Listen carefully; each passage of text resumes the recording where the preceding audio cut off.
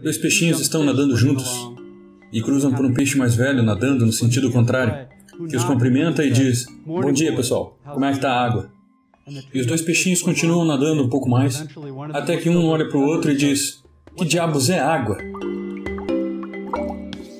A moral da história dos peixinhos é que a realidade mais óbvia, oblíqua e vital costuma ser também a mais difícil de ver e discutir. Falando dessa forma, a frase soa como uma amplitude. Mas o fato é que, nas trincheiras do dia a dia da existência adulta, amplitudes banais podem ter uma importância de vida ou morte. O fato é que talvez alguns de vocês não tenham a menor ideia do que o dia a dia realmente significa. Grandes partes da vida adulta que ninguém fala em discursos de colação de grau na formatura da faculdade. Algumas dessas partes envolvem chatice, rotina e frustrações pesadas. Talvez os pais ou pessoas mais velhas vão entender bem do que eu estou falando. Como, por exemplo, vamos dizer que esse é um dia de trabalho normal. Você levanta pela manhã, vai para o seu trabalho desafiador, engomado, diplomado, e você trabalha duro por 8 ou 10 horas. E no final do dia, tudo que você quer é ir para casa, jantar, e talvez relaxar por 1 hora e então cair no sono de novo. Porque, é claro, você precisa acordar cedo no dia seguinte e fazer tudo de novo. Mas aí você lembra que não tem comida em casa. Você não teve tempo de fazer as compras essa semana, por causa do seu trabalho desafiador. E agora, depois do trabalho, você tem que entrar no seu carro e dirigir até o supermercado. É o fim de um dia útil normal, e o trânsito tende a estar muito ruim. Então chegar até o mercado demora muito mais do que deveria. E quando você finalmente chega lá, o supermercado também está muito cheio. Porque, é claro, é naquela hora que as outras pessoas com emprego também vão fazer compras. Mas você não consegue só entrar e sair rapidinho. Você precisa percorrer todos aqueles corredores confusos para encontrar o que você procura. Enquanto você manobra o seu carrinho de compras com a rodinha emperrada, tentando desviar de todas as outras pessoas que também estão cansadas e estressadas. E finalmente você pega todos os itens que você queria. Só que agora não tem caixas abertas o suficiente, apesar de ser o horário de pico de movimento. Então a fila do caixa está incrivelmente longa, o que é estúpido e enfurecedor.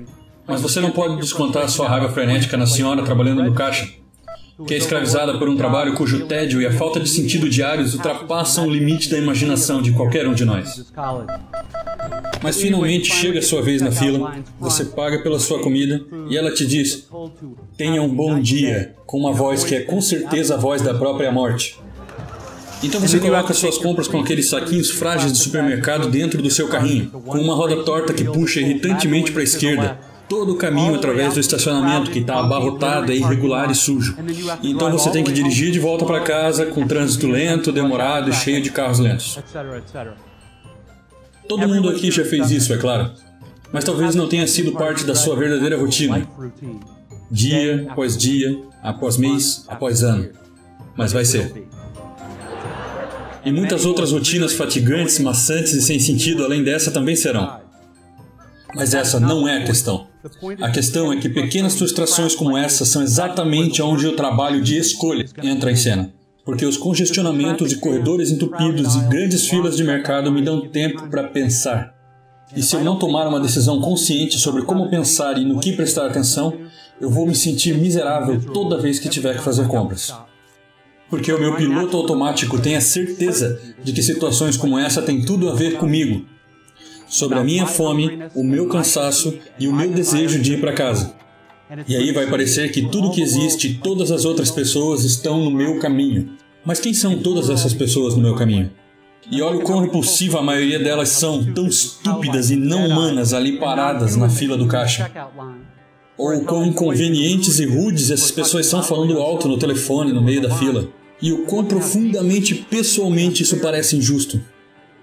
Se eu escolher pensar dessa maneira na loja ou no mercado, tudo bem, a maioria de nós faz isso. Só que pensar dessa maneira tende a ser tão fácil e automático que não precisa ser uma escolha. É o nosso piloto automático agindo. É a maneira automática como eu percebo as partes enfadonhas e frustrantes da vida adulta. E quando eu estou operando nessa crença automática e inconsciente de que eu sou o centro do mundo e que as minhas necessidades e sentimentos são o que deveria determinar as prioridades do mundo. Mas é claro, existem maneiras totalmente diferentes de pensar nesse tipo de situação. Nesse trânsito, de todos esses carros parados ou lerdando na minha frente, não é impossível que algumas dessas pessoas tenham tido um terrível acidente de carro no passado.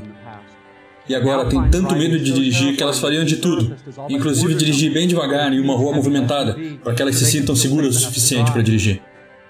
Ou eu posso escolher me forçar a considerar a possibilidade de todas as outras pessoas na fila do supermercado estarem tão entediadas e frustradas quanto eu. E que algumas dessas pessoas têm vidas mais difíceis, tediosas e sofridas do que a minha. Mas, por favor, não pense que eu estou tentando dar alguma lição de moral, ou que eu estou dizendo que você deve se comportar dessa maneira, ou que alguém espera que você o faça automaticamente, porque é difícil, exige esforço e força de vontade.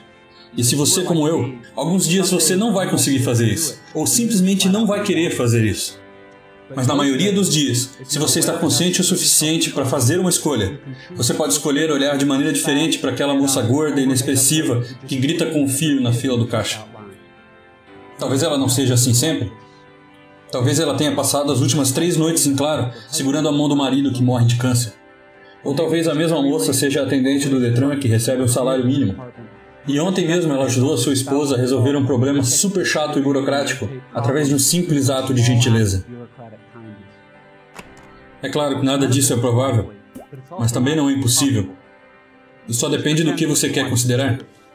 Se você tem aquela certeza automática de que sabe o que a realidade é e de quem ou o que realmente importa, se você está operando dentro do seu piloto automático, então você, assim como eu, não vai perceber outras possibilidades que não são irritantes e estressantes.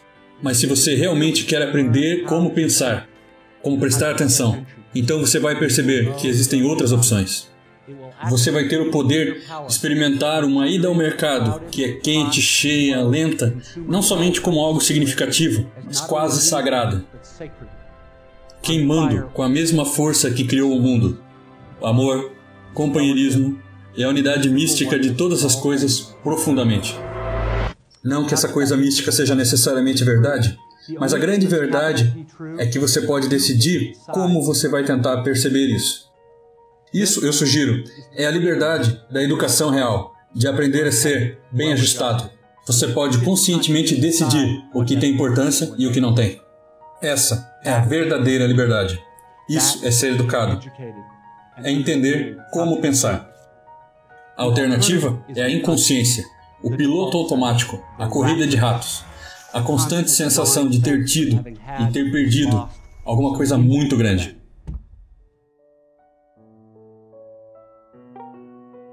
Eu sei que isso não parece divertido, alegre e grandiosamente inspirador como um discurso motivacional deveria ser.